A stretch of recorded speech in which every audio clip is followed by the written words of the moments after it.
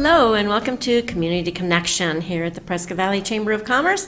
I'm Gloria Gross, the Operations and Events Manager for the Chamber, filling in for Marnie today.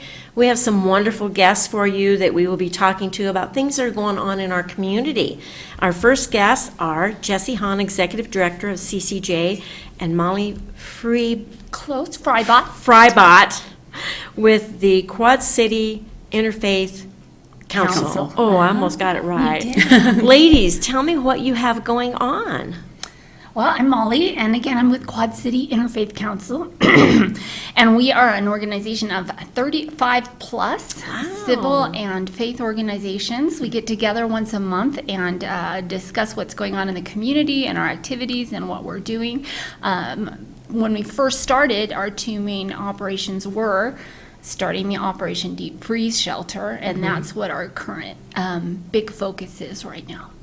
Awesome. Jesse, and how are you involved in this? Well, I'm the Executive Director for Coalition for Compassion and Justice, and we are the fiscal agent as well as a member of the Quad City Interfaith Council.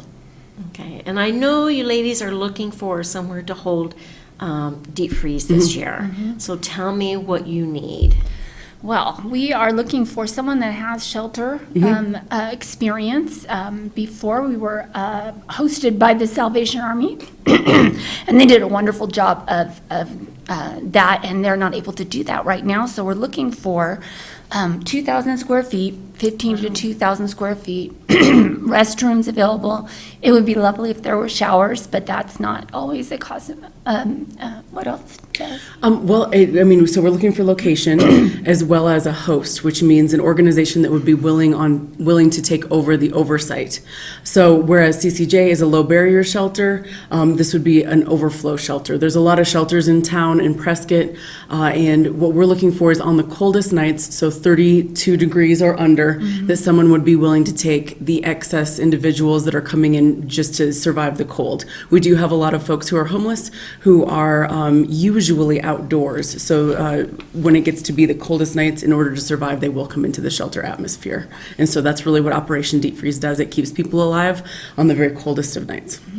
And I know a lot of people don't know this, but I know we have a lot of homeless in Prescott, Yes. Prescott Valley area, the whole Quad City area.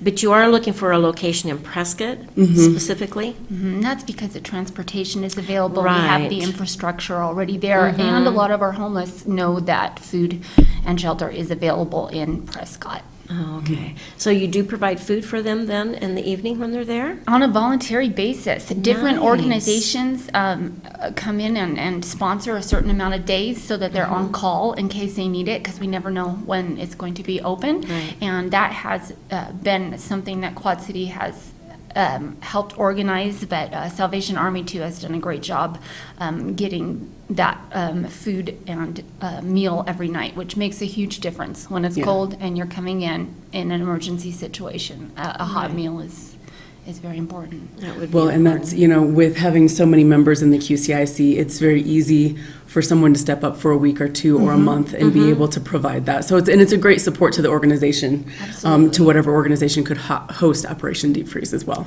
Right. So if a church wanted to open up their doors, that would be more than acceptable if they Absolutely. had the space for it. Or what other kind of organizations do you think would be out there that you could utilize?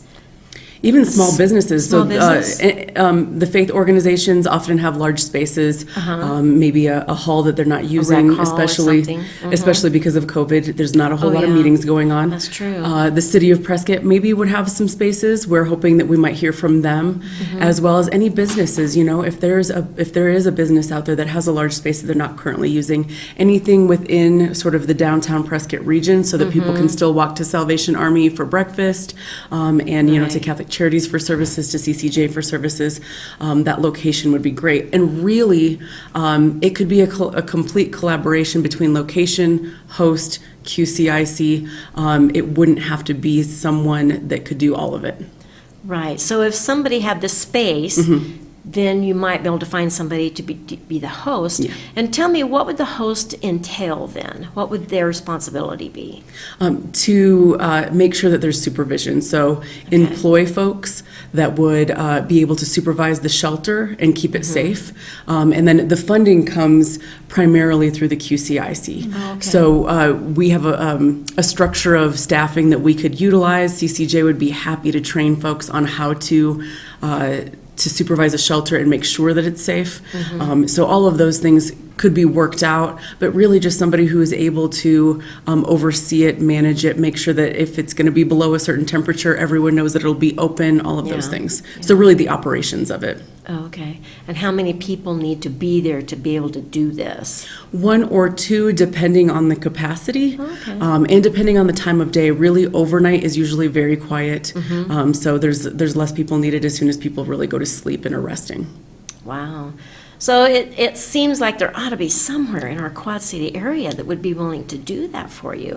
I know Salvation believe Army so. has been amazing. They've been amazing. But you can't rely on somebody all the time. Sometimes things change, especially with COVID going on. Yeah. You just can't rely on some people. I'm not saying you can't rely on Salvation Army, you can. Yes. But you understand what I mean. Yeah. Get me out of the hole Things here, shift, guys. things change, so Things yeah. change, things Yes. change. And it's Yeah. even great just to have a second option too. Yes. So that's Yes. Yes. And I think it could really, it's really an opportunity to serve some of our most vulnerable. Definitely. And so we've had lots of organizations reach out and say, what can we do? And this is an opportunity to be able to really have action behind the words. You know, there's a lot we can do. And especially with the great support of the QCIC and CCJ, I think it's more than feasible.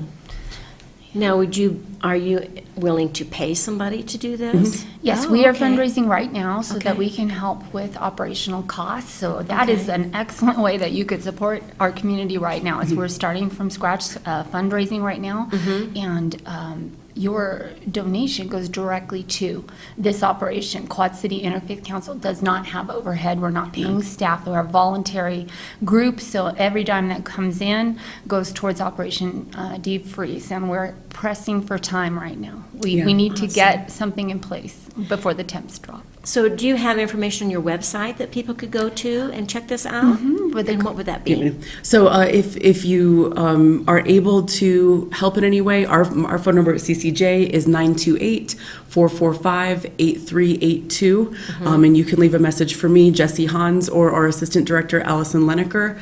If you're willing to donate, it's right on our webpage, yavapaicccj.org. Just go to the donate page and write a note that it's for Operation Deep Freeze or the QCIC. Awesome. And do you have a phone number they could reach you if they needed to? I'm hard of hearing, so phones don't work real well, but I do Okay. have an email address. We're at Okay. azfaithbridge at gmail.com. So azfaithbridge@gmail.com. Awesome. Thank you, ladies, so much Yeah, for thank being you for here. We'll having help us. get the word out for you, Wonderful. and hopefully this will be all taken care of before it does get too Yes. cold. So thank you for being here. We'll be Thank right you. back. 1 in 3 adults has pre-diabetes. That means it could be you, your favorite brother, your other brother, you, your football buddy, your football buddy, you, your plumber, Breathe right into your foot. your plumber's masseuse, Yes. you, your dog walker, your cat jogger. With early diagnosis, prediabetes can be reversed. Take the risk test at doihaveprediabetes.org. All right, Monroe, you ready? Monroe!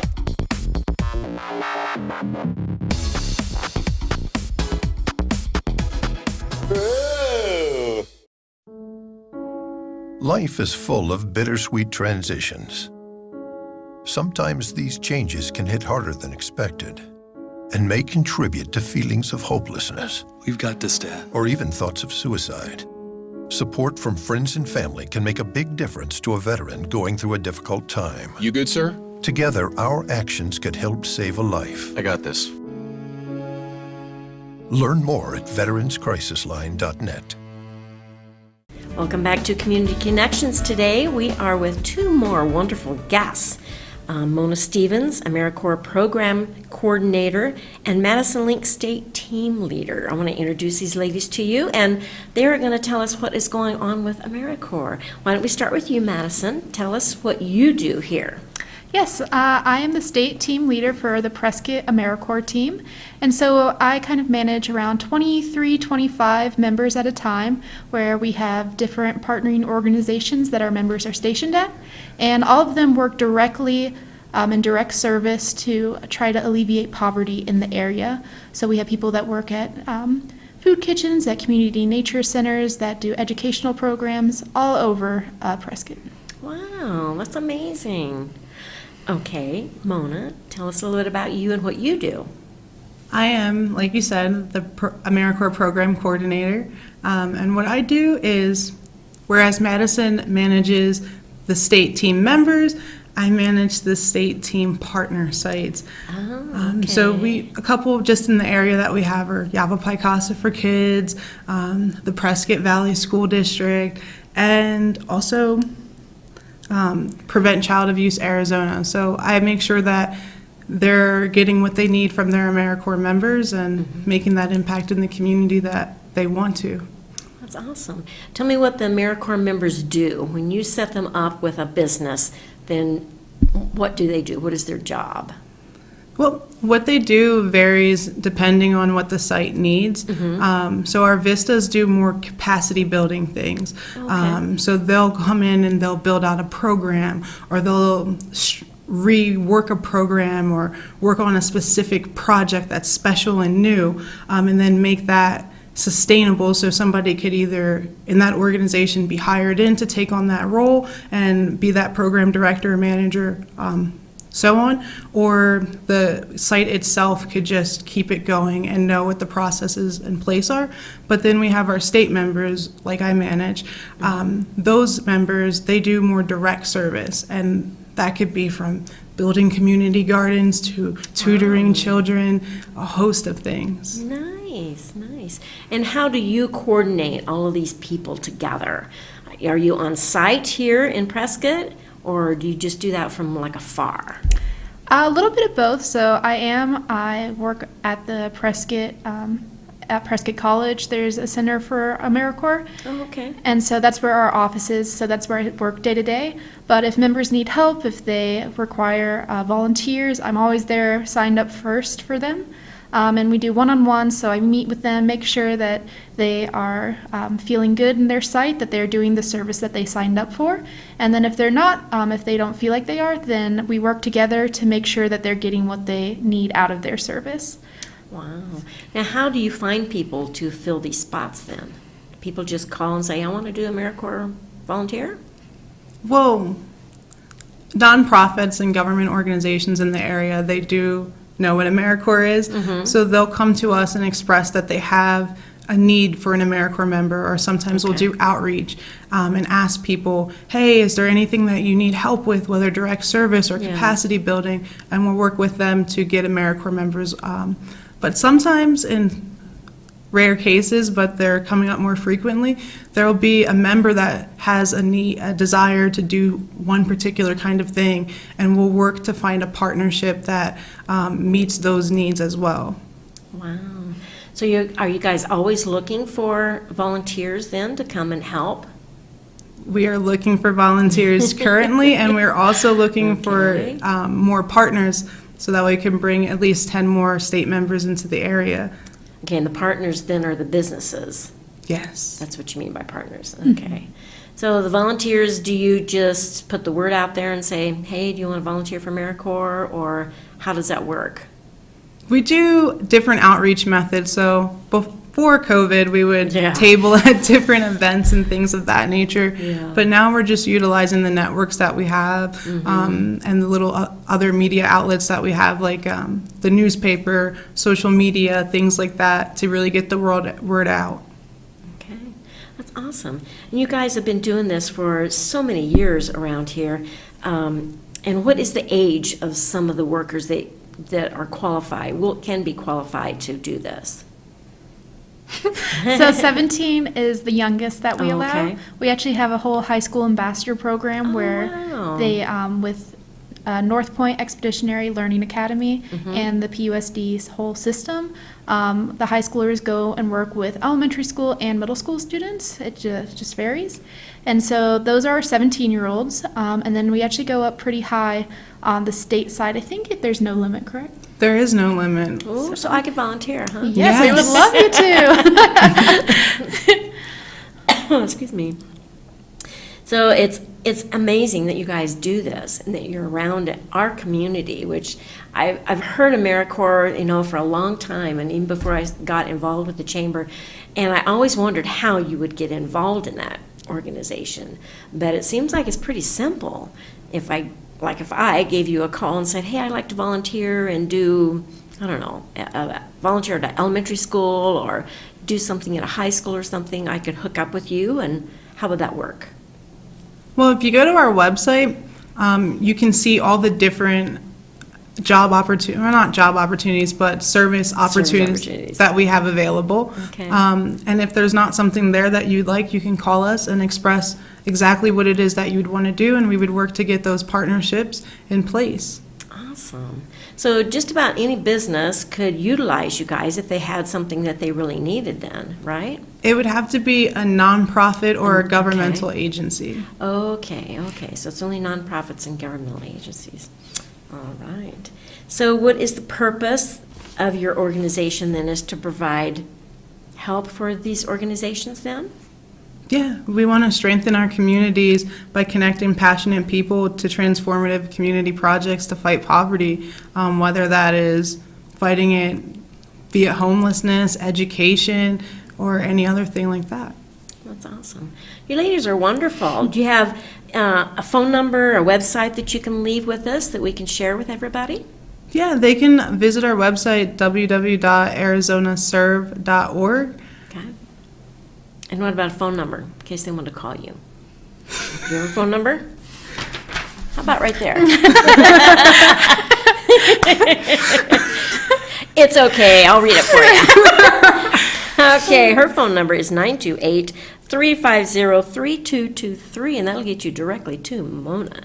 So, ladies, thank you so much for being here today. It's nice to see some of our younger people getting involved in this and being real active, and it's good to hear that the school is involved and active in this. So thank you so much for being here today. We appreciate you, and this will go out to a lot of people, and we try to get the word out through our chamber too. So we keep this information. If anybody calls, and we refer them right directly to you. So thank you for being here. We appreciate it, and we look forward to seeing you another time. Thank you. We will be right back.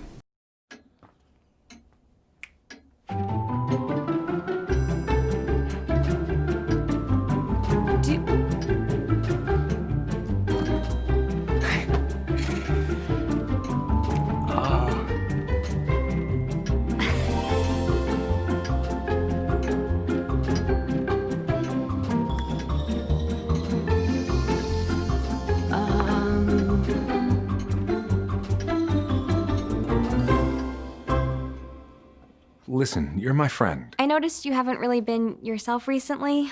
Yeah, I feel like something's up. How are you? Are you okay?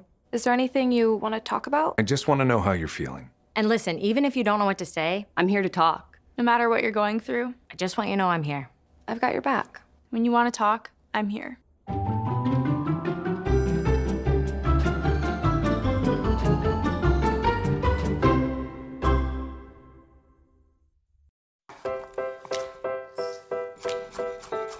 Food. It nourishes, brings us together, and adds flavor to life. That's why it's important to wash hands, surfaces, and fresh produce. Keep raw meat, poultry, and seafood separate from ready-to-eat foods like fruits and vegetables. And cook to proper temperatures using a food thermometer. Enjoy, and refrigerate leftovers within 2 hours. For more tips on safely preparing foods, visit homefoodsafety.org. Welcome back, and we have one more special guest with us today, Catherine Anderson from Yavapai College Regional Economic Development Center Program Specialist. And that's a mouthful, but she does a lot of work over there. Tell us what's going on, Catherine. Well, we are planning our first ever virtual job fair. Virtual job fair, yes. COVID threw things for a loop this year. It did. And we couldn't hold our regular job fair in September. So we're moving forward with a virtual job fair, which we're very excited about. So tell us how people can sign up to do this. People can sign up by going to our website, yc.edu/jobfair. And on the right side of the page, they'll see all the information about the job fair, including links for businesses, links for job seekers. All the information is right there. There's even videos on how to use the website. It's a very easy website to use, but for those that have questions or they're not sure what they should click or what they should do, there are instructional videos there. Are. And that's amazing.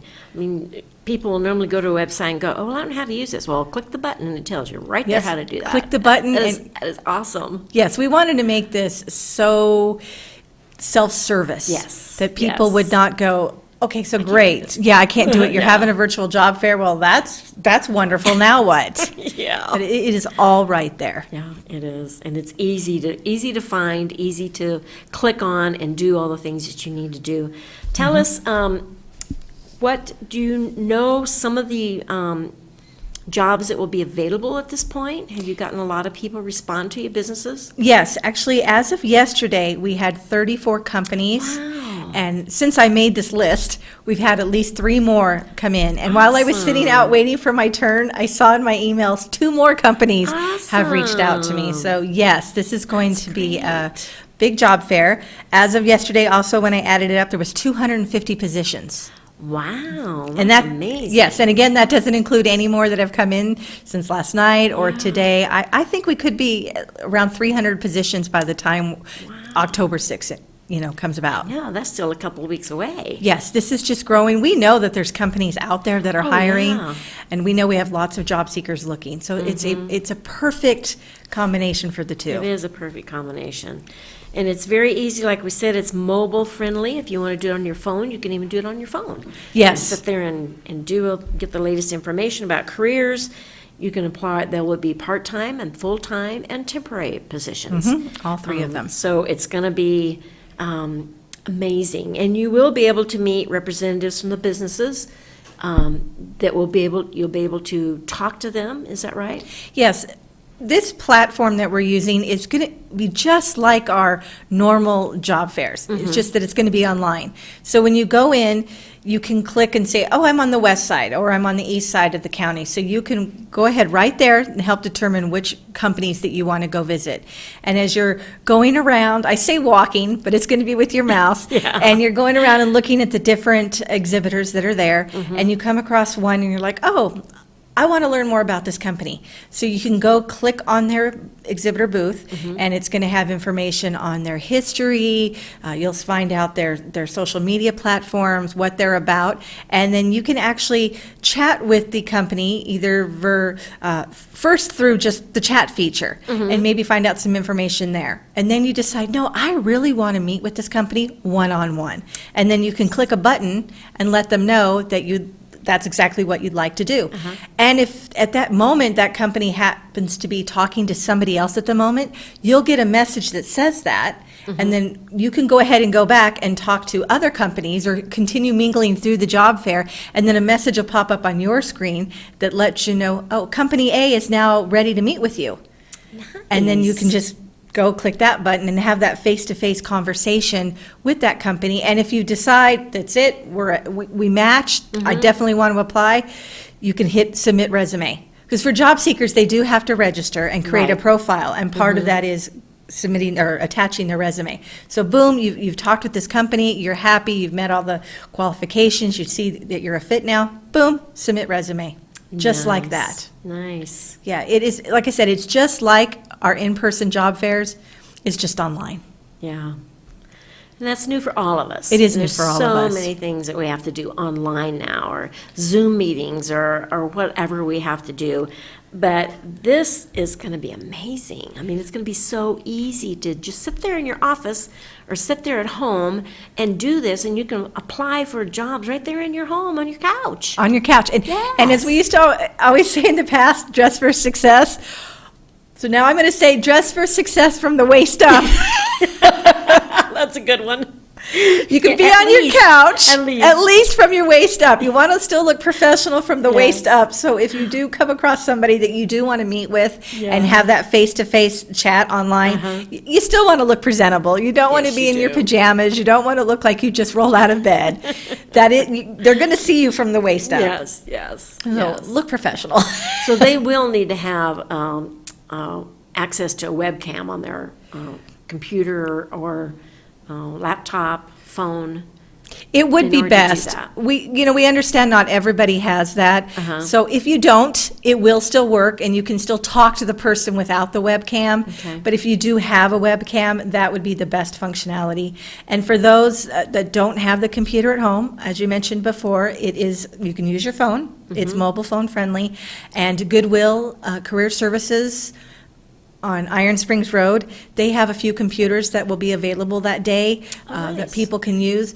We just have to mention, for those ones, though, the microphone feature will not be available. So job seekers will not be able to do the face-to-face, but they can do the chat feature with employers. Okay. So at least they could still talk to them and get the information that they want without doing the face-to-face. Yes.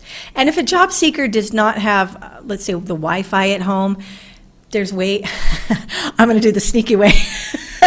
There are ways to still get the Wi-Fi. I mean, not all places are open right now, but there's places that do have Wi-Fi access. So maybe you could pull into the parking lot next to the library or next to the services companies that do have the Wi-Fi, that you may not be Right. able to go into the buildings, but you could sit in your car with your phone and capture that Wi-Fi and still be able to participate in the job fair. Okay. And tell us again what the date is on this job fair? It is going to be October 6th from 2:30 to 4:30 p.m. And all the information can be found at www.yc.edu/jobfair. All right. Well, this is going to be a great event. I know you have a lot of sponsors that are sponsoring this, and the Chamber happens to be one of those. So we're privileged to be able to be a part and to help get the word out and tell people about this job fair, since it's a first for us. It is a first. You know, we've always done it at the event center, and it's always been fun. We had a great time, but this year it's virtual. So. Yes. We're so glad that you came today to talk to us and tell us about this, and we're getting the word out for you, and we look forward to seeing you on October 6th. Thank you for being here. We'll see you next time. Thank you, Gloria.